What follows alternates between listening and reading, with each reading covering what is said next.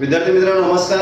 मागच्या व्हिडिओमध्ये आपण रॅशनल नंबरची डेफिनेशन पाहिली होती आणि मी पुन्हा एकदा स्पेसिफिक करतो की जे परफेक्ट स्क्वेअर नंबर्स असतात अंडर रूटमध्ये they are called the rational number आणि नॉन परफेक्ट स्क्वेअर नंबर असतात अंडर रूटमध्ये they are called the irrational number. म्हणजे फॉर एक्झाम्पल अंडर रूट 25 हा परफेक्ट स्क्वेअर नंबर आहे, this is a rational number.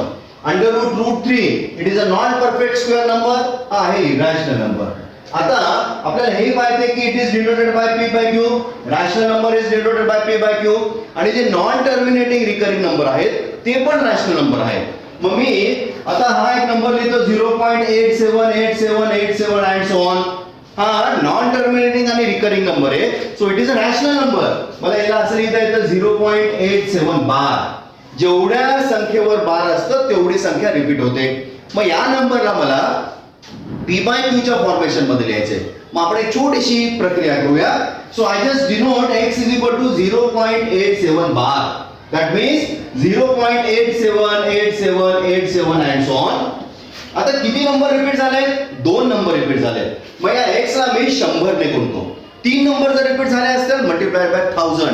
एकच number repeat झाला असता तर मल्टिप्लाय बाय 10 या पद्धतीचा आपल्याला वापर करायचा आहे. आता 2 नंबर रिपीट आहे, so I just multiply by 100. So 100x is equal to 87.878787 and so on. 2 digit आपण पुढे सरकूया कारण की मी 100 ने गुणलं. सो आता मी काय करतोय, या 100x मधून x मायनस करतोय. मग या राईट हँड साइडला मला सेम प्रोसिजर करावं लागेल. It should be 87.87 bar minus 0.87 bar. So 0.87 bar and 0.87 bar get cancelled. So it should be 87. 100 minus x, 99x is equal to 87. So what is the meaning of 99x? 99 multiplied by x. So multiplication when I change the side, it goes to division.